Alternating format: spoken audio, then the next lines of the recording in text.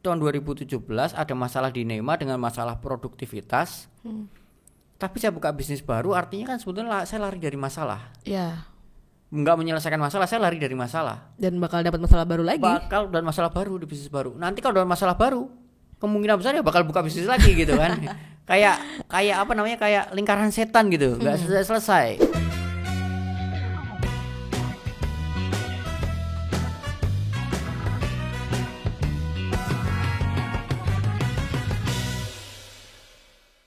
Assalamualaikum warahmatullahi wabarakatuh. Kembali lagi di Ngeteh bareng Dodi. Masih bersama saya Hertina. Oke, kalau di episode kemarin kita sempat ngobrol sama Mas Dodi ini berkaitan dengan mentor gitu. Ibaratnya biasanya seorang pebisnis yang hebat gitu kan, dia pasti punya mentor, punya orang yang mengajari gitu, yang membimbing gimana sih caranya gitu, dan untuk menjadi pebisnis yang hebat gitu. Nah, kali ini kita bakal ngobrol sama Mas Dodi berkaitan dengan siapa aja sih mentor-mentor beliau gitu, siapa aja orang di balik beliau yang sangat berjasa gitu. Oke, langsung aja. Mas Dodi, hai. Halo. Oke, Mas, langsung aja nih ya. Yes. Mau nanya nih gitu. Kemarin kan waktu di episode yang pertama kita sempat bahas mengenai mentornya Mas Dodi tuh siapa-siapa aja gitu. Ya. Kalau nggak salah waktu itu nyebutin 3 nama. Ya. Saya ingat saya gitu. Mungkin bisa diperkenalkan gitu siapa aja sih mentor-mentornya. Oke, mentor saya Pak Subiakto, yang sering disebut dengan Pak Abi. Oke. Yang kedua adalah Pak. Sebentar, beliau ini pakar apa? Mungkin teman-teman juga belum tahu. Mungkin teman-teman belum tahu. Itu kemana aja gitu, nggak kenal sama Pak Abi gitu. Parah banget ya. Parah banget lah itu. Okay. Kayak dia baru online hari ini kayaknya ya. Mungkin. Pak Abi beliau pakar branding. Dulu beliau punya agensi communication yang menurut saya keren banget, cara berpikirnya, tagline-nya keren dan lain-lain lah, intinya tentang branding gitu. Dan communication. Itu kemudian, Pak Abi. Yang kedua adalah Pak Budi Isman. Oke. Siapa Pak Budi Isman? Pak Budi Isman adalah business consultant kali ya. Bisnis strategi di situ. Beliau ahli di situ, expert di situ. Yang ketiga adalah Coach Armala. Beliau adalah expert di bidang operation atau SDM. Gitu. Dari 3 ini mentor yang menurut saya sangat mewarnai ya. Memang banyak guru-guru yala saya yang lain tuh banyak gitu. Ada Pak Laksita, ada Mas Jaya Setiabudi, Mas J. Kemudian ada kalau di marketing Coach Fai. Ada Coach Fai itu luar biasa loh sama saya loh. Nanti Coach saya ceritain ya. Coach Irfanto nanti saya cerita tuh. Tapi yang paling mewarnai dari sekian banyak mentor saya dalam hidup saya, dalam bisnis saya, 3 orang yang saya sebutkan tadi. Pak Abi, Pak Budi Isman, Coach Armala. Gitu Mbak Tina. Menurut Mas Dodi nih, pebisnis pemula gitu ya, atau mungkin yang udah expert pun, dia tuh sebenarnya butuh mentor nggak sih? Butuh, wajib. Menurut saya wajib. Contoh begini. Waktu itu saya masih ingat tahun 2017. Saya habis ikut camp bersama Pak Budi Isman. Memang pada tahun itu, tahun 2017 awal, saya memang mulai dimentorin oleh Pak Budi Isman secara intens ya. Nah kemudian di tahun 2017 akhir, saya ikut camp untuk membuat sebuah strategic plan untuk 5 tahun ke depan. Nah kemudian kita jadilah plan itu. Tahun 2018 awal saya mentoring dengan Pak Budi. Saya sampaikan gini sama Pak Budi, saya mau mencapai omset 2x ya, 2 kali lipat daripada tahun 2017. Waktu itu saya menceritakan bahwa kalau saya tahun 2017 ini omset saya x rupiah, tapi untuk mencapai x rupiah ini Neymar ini udah kewalahan banget gitu. Tim desainer dan tim kreatif yang ada itu kayak kerja udah bahasa Jawanya ngoyo gitu loh. Udah gak tidur kali ya. Iya udah gak tidur gitu. Udah kerja 20 jam kali sehari. Pulang dari kerja jam 5 itu mereka masih kerja lagi, masih lembur gitu. Dan saya ngerasa ini gak sehat.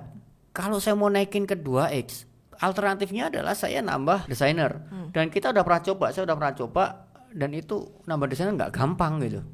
Karena nggak bisa langsung ngikutin ritme kali ya? Iya, nggak bisa ngikutin ritme, belum tentu cocok dengan cara kerja. Banyak hal lah, variabel-variabel yang pada waktu itu saya belum tahu caranya menduplikasi dengan cepat. Itu saya belum tahu caranya. Nah, kalau misalnya ada orang bisnis fashion, kemudian ngerasa produksinya kurang, tinggal tambah mesin selesai. langsung itu 2 kali lipat produktivitasnya. Tapi kalau ini nambah orang nggak bisa gitu. Misalnya satu tim desainer satu hari satu logo gitu. Misal. Kemudian nambah desainer baru. Nggak langsung otomatis satu hari jadi 2. Gitu, karena nambah orang ini beda sama nambah mesin gitu. Nah, ini saya bilang sama Pak Budi, Pak, kayaknya saya berat nih Pak untuk mencapai omset 2x dengan cara menambah kuantiti untuk NEMA. Karena saat ini dengan omset X rupiah aja kayaknya udah ngos-ngosan gitu kita. Nah, kemudian saya ngomong sama Pak Budi, saya mau mencapai 2x dengan cara saya bikin bisnis baru.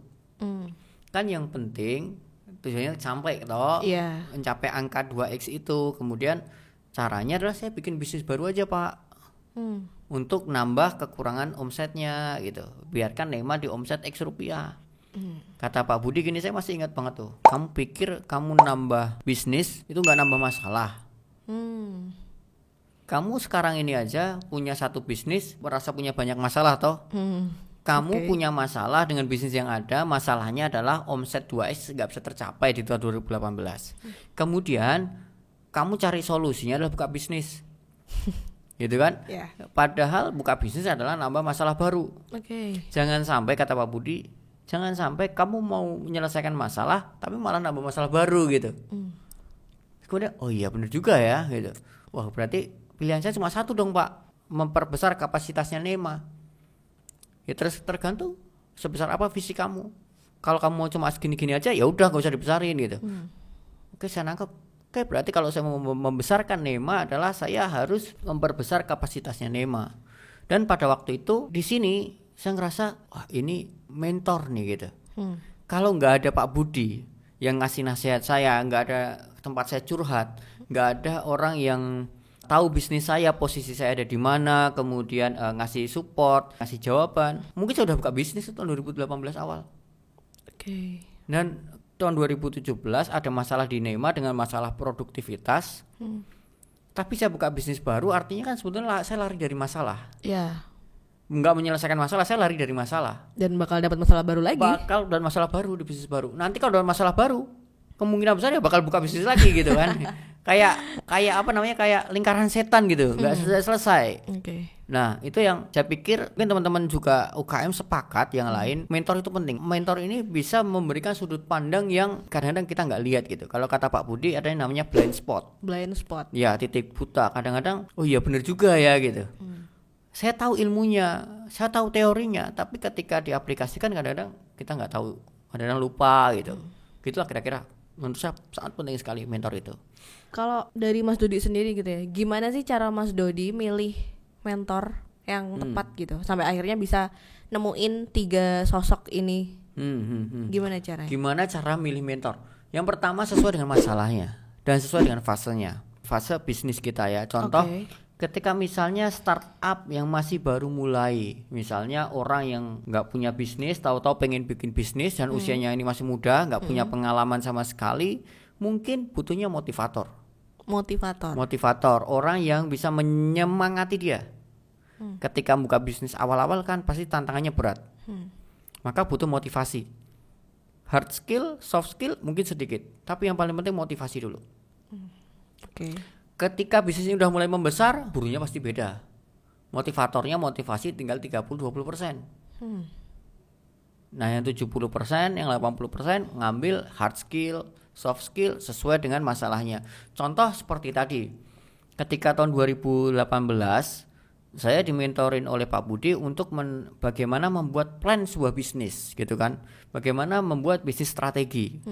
Nah, ketika saya mendapatkan masalah baru di tahun 2018, NEMA tidak bisa mencapai angka jauh lebih besar. Artinya sebetulnya secara marketing kan nggak ada masalah tuh, karena selama ini udah jalan, cara cari klien sudah proof, terbukti gitu. Nah, masalah baru muncul, yaitu masalah saya ada pasarnya tapi nggak bisa mengeksekusinya. Nah, disitulah saya merasa butuh mentor baru.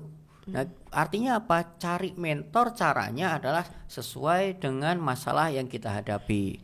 Nah, saya lanjutkan ceritanya ketika saya ngerasa bahwa Pak Budi memberikan isyarat harus selesaikan masalah produktivitas. Saya tahu orang yang tepat, yaitu Coach Armala. saya sebetulnya tahu Coach Armala itu sudah lama, semenjak tahun 2017-an kalau nggak salah saya udah mengenal beliau. Tetapi saya ngerasa saya belum butuh ilmunya itu saat itu ya. Saat itu gitu. Nah, pas ketemu Pak Budi, pas di coaching, pas di mentoring itu saya ngerasa oh iya berarti saatnya saya memang belajar sama Coach Armala. Satu-satunya cara untuk menyelesaikan masalahnya Nema, untuk achieve omset, set new target, saya harus belajar tentang operation gitu. Nah mungkin juga saya nggak akan ngefek sama pelajaran Coach Armala kalau saya ikutnya jauh sebelum itu. Karena mungkin saya belum mencapai fase itu. Nah mungkin tips bagaimana cara memilih mentor, kita cek kita di bisnis fase apa gitu. Makanya banyak teman-teman saya, klien-klien saya juga nanya, Mas Dodi saya punya masalah ini, saya bergurunya sama siapa ya gitu. Saya nggak merekomendasikan Pak Budi untuk semua orang, nggak. Saya tidak merekomendasikan Pak Bi untuk semua orang. Saya tidak merekomendasikan Coach Armala untuk semua orang. Saya tanya fasemu di mana? Misalnya nih, saya baru buka bisnis, kok omset saya masih sepi ya? Saya mau belajar sama Coach Armala gimana? Saya ngerasa itu belum pas. Karena Coach Armala bidangnya operation. Kalau kamu sudah kebanyakan order, kewalahan, hubungi beliau. Baru bisa gitu. Baru oke, baru pas. Kalau kamu belum ada pasarnya, masih cari pasar, mendingan cari guru lain yang jauh lebih pas dengan situasi itu. Jadi menurut saya untuk mencari mentor adalah pahami fasenya kita di mana. Pahami fasenya di mana, dan yang kedua sesuaikan dengan masalah yang sedang dihadapi. Gitulah kira-kira. Oke, itu tips keren banget dan mungkin itu teman-teman e-commerce juga sangat butuhin gitu kan, karena mungkin banyak juga teman-teman e-commerce yang mereka punya mentor tapi bisa jadi itu nggak ngefek. Pasti ada pertanyaan kan Mas gitu. Saya punya mentor ini, cuman saya dimentorin kok nggak ngefek gitu. Bisa jadi itu mereka ya belum berada di fase yang tepat. Gitu benar sekali, belum di fase yang tepat. Contohnya nih misalnya, kita misalnya habis dapat pelajaran bahwa SOP itu penting. Nah kemudian kita cari siapa nih mentor SOP, siapa guru SOP, siapa orang konsultan yang bisa bikin SOP. Latah kita bikin SOP, padahal belum tentu juga itu solusi yang sesuai dengan masalahnya. Memang kita butuh gak? Ya butuh, mungkin belum fase saat ini, belum butuh SOP yang sangat mendetail sekali. Toh misalnya kita ngomong SOP tiap hari, konsultan itu datang membuat SOP, merapikan SOP. Nah sedangkan dia sendiri masih ngos-ngosan cari order.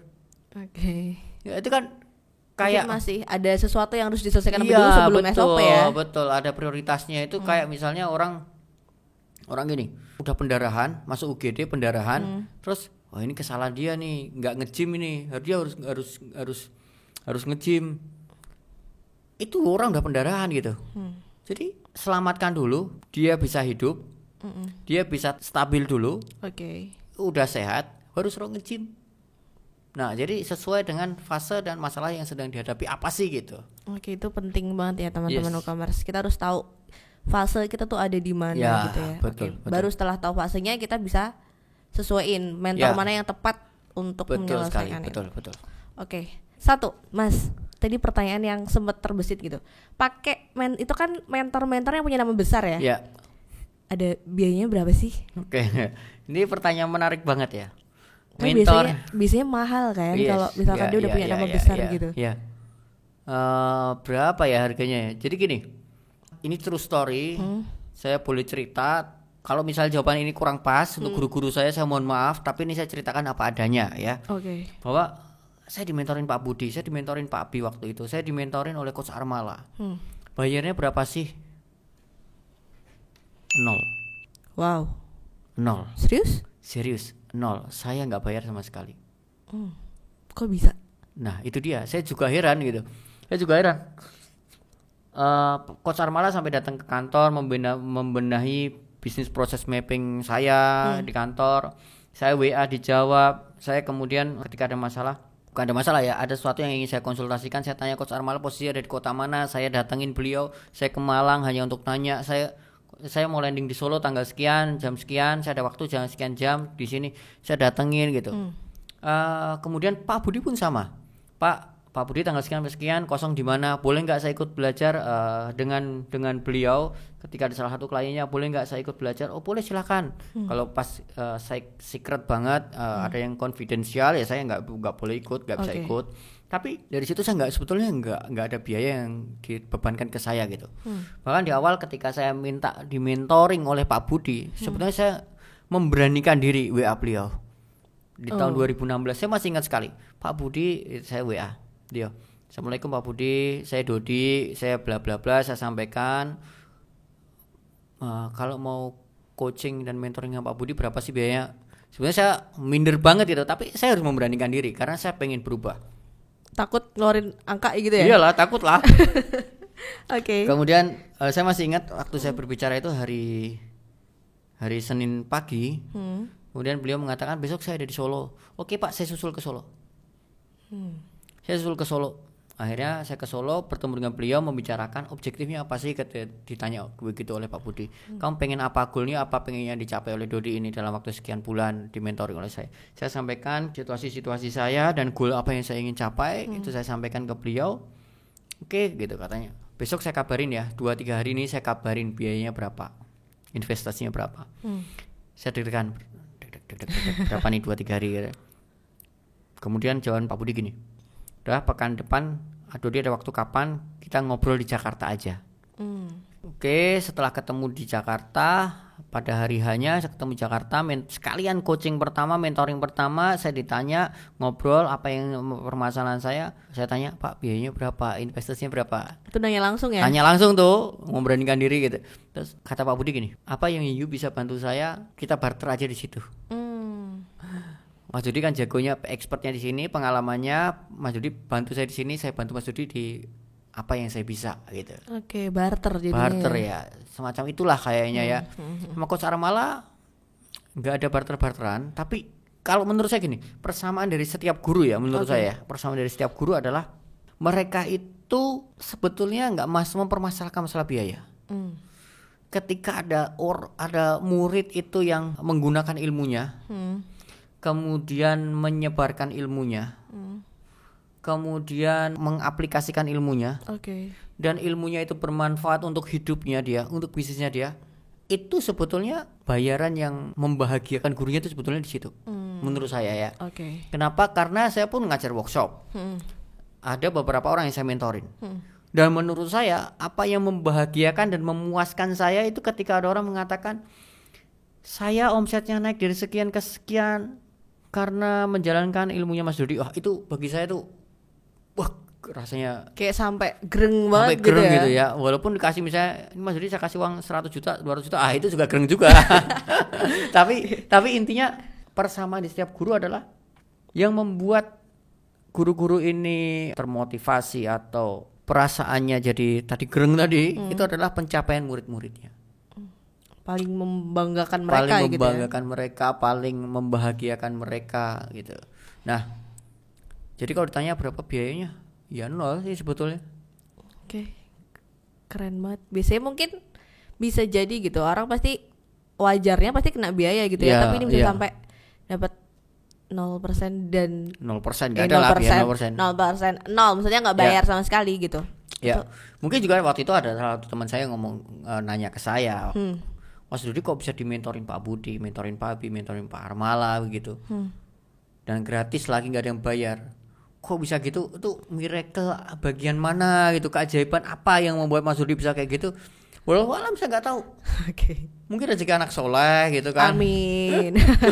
Mau rezeki suami soleh, mau rezeki ayah soleh, amin ya Allah, amin gitu. Gitu lah kira-kira.